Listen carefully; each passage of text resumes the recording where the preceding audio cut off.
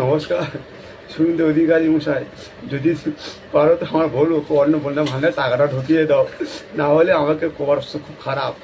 আমাকে মারছে, আমাকে গালে গালি দিচ্ছে, আমাকে খেতে দিচ্ছে না। আমার অবস্থা খুবই খারাপ। সুমন্ত অধিকারী আমাদের বস, আমাদের গুরুদেব, যদি থাকো তো পারো তো আমার বড় অন্য মনে ভালো টাকাটা ঢুকিয়ে দাও, নাহলে আমার অবস্থা খুবই খারাপ। আমাকে ধরে মারছে, গালাগালি দিচ্ছে। আজ সকালবেলা আমাকে খুব মেরেছে, আমাকে গালাগালি দিয়েছে, বলে তুমি কোথায় কী করেছো আমি জানি না, আমার টাকাটা যেন ঢুকে যায় তাড়াতাড়ি, তুমি কাগজে কি ভুলভাল করেছো আমি জানি না। আমার আমার বোনের হাত থেকে আমাকে বাঁচিয়ে দাও দাদা ভাই। আমাদের বস শুনতে অধিকারী মশাই, মুখ্যমন্ত্রী, তোমার কাছে একটা অনুরোধ, আমার টাকাটা যেন ঢুকে যায় বড় অন্নপূর্ণা ভানের টাকাটা।